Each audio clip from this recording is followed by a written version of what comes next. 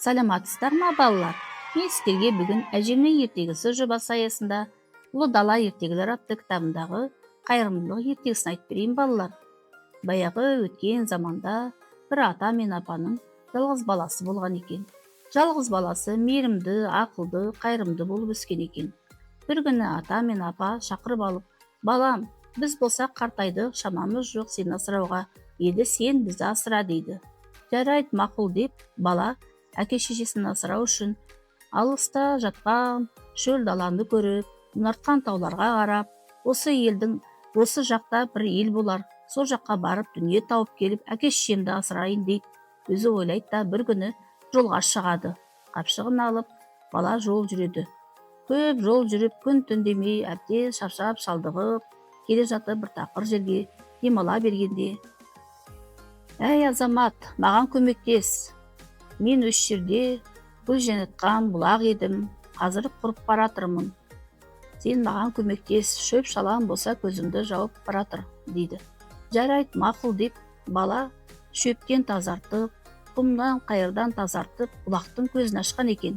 Көзін ашып барып, біраз жатып демалып тұрғанда, оянғанда бұлақ мөп-мөлдір суға айналған екен. Бала қуанып мөп-мөлдір суды тойып ішіп алып, арғарата жолға шыққан екен. Жолға шығып келе жатады, көп жол жүреді, әбден шаршап шалдығады, күн түн демей жүре береді. Келе жатса алдынан алмағаш көрінеді. Сол алмағаштың түбіне барып демалайын деп бала отыра бергенде: әй қайырымды азамат, мен осы жерден тұрғалы өзен арнасын алып кеткелі, су көрмегелі қашан, өліп барам, құрып барам, маған су құйшы дейді. Жарайды, мақұл деп, шелегін алып барып өзеннен бала кеш батқанша су құяды алмағашқа. Алмағашқа суды құйып болған соң, жатып демалып тынығып тұрған соң қараса, алмағаштың жапырағы жап-жасыл болып жайқалып тұрғанын көріп, бала өзі қуанып арғарата жолға шыққан екен. Тағы да жол жүріп, тау етегімен келе жатқанда алдынан өлгелі жатқан бір атқа жолығады. Атқа жолықса, ат: қайырымды азамат, маған қайырымдылық жасашы, мен ауырып қалғалы қашан, шөп жеуге де, су ішуге де шамам жоқ дейді. Жарайды, мақұл деп, бала шелекпен әкеп су беріп, құшақ-құшақ шөп жұлып беріп, арғарата жолға шыққан екен. Жолға шығып, тау етегіне келе жатқанда бір жотадан жарқыраған тауды көрінеді. Тауға келсе, тау толған алтын екен. Қапшығын толтырғанша алтынға көтеріп салып алып, артқа қайтып жолға келе жатып, көп жол жүріп келе жатқанда алдынан жаңағы қайырымдылық жасап кеткен ат шауып жүргенін көреді. Ат балаға: қайырымды жігіт, маған жақсылық жасап еді, мен де жақсылығымды жақсылықпен қайтарайын, кел үстіме мін дейді. Жарайды деп, бала қапшығын мен аттың үстіне мініп ап жолға шығады.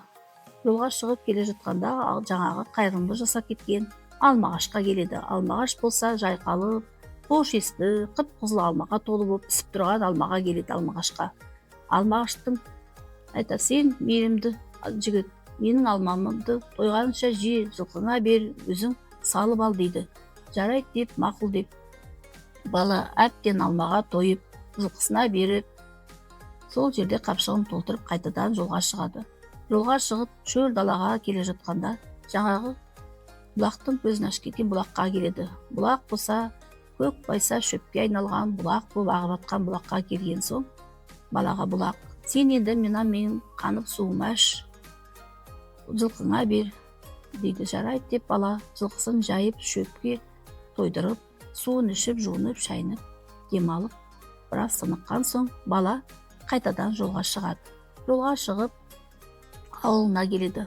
Ауылына келсе, ауыл аймақ болып қуанып, әке шешесі бәрі қуанып, жаңа алтынға теңдей бөлісіп, бала ырысқа кенелген екен. Ал көре алмайтын бір көршісі баласын: сен де мына бала сияқты алтын тауып кел, бар сен де деп, баласын жұмсаған екен. Баласы жарайды деп, ол да қапшығын алып жолға шығады. Келе жатқанда жаңағы шөл даладағы бұлаққа келеді. Бұлақ болса: әй азамат, маған көмектес, мен құрып баратырмын, көзімді аш дейді. Шөп шаламнан, топырақтан тазартшы дейді. Жоқ, мен сені тазартуға шамам жоқ, құрымасаң жанары топырақ болып неге айналып кетпейсің деп, барып жатып демалып кайрымсыз жигит турат да эртегине кайтадан жолго чыгат. Дагы да көп жол жүрүп, шаршап, шалдыгып алма агачка келет.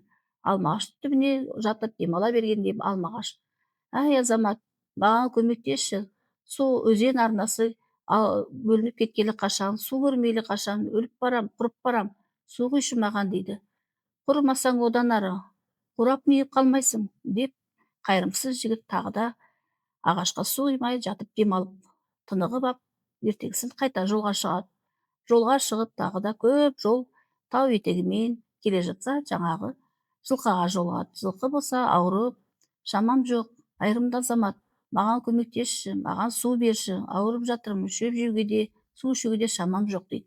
«Саган суу бермек турмак, шөп салмак турмак, өзүм де шамам жок, зорго келетирим аягымды зорго басып» деп, жанагы жерде жигит жатып дем алып, кайтадан жолго чыгат. Жолго чыгып келе жатканда алдынан жаркыраган тау көрүнөт. Сол тауга келсе, толган алтын экен.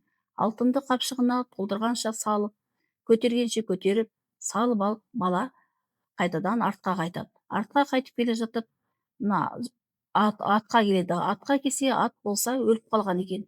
«Кабая, мына аттан өлүп калган-ай. Мына алтынды көтөрө албай келатканда салып алып атка минетин» дейт. Деп кайтадан жолго чыгып келе жатканда алдынан көп жол жүрген соң алма агачка келет. Алма агачка келип, карны ачып, шаршап, шалдыгып жаткан бала алма агачка келсе, алма агач курап шашылып калган экен бутактары. «Кап, Кудайым, мынанын да куруп калганы эң курумаганда жапырагын соруп, талчыктап, кичине ал жыйнайтын эдим» дейт. Өкүнүп кайтадан жолго келет. Чөл даладагы жаңагы булактын ачпай кеткен көзүнө, топуракка айналып кеткен булакка келет. Булакка келип: «Кап, Кудай-ай, мынанын да булактын куруп калганы-ай» деп, өкүнүчтөн сол жерде жан тапсырган экен. Көрдүңөрбү балалар?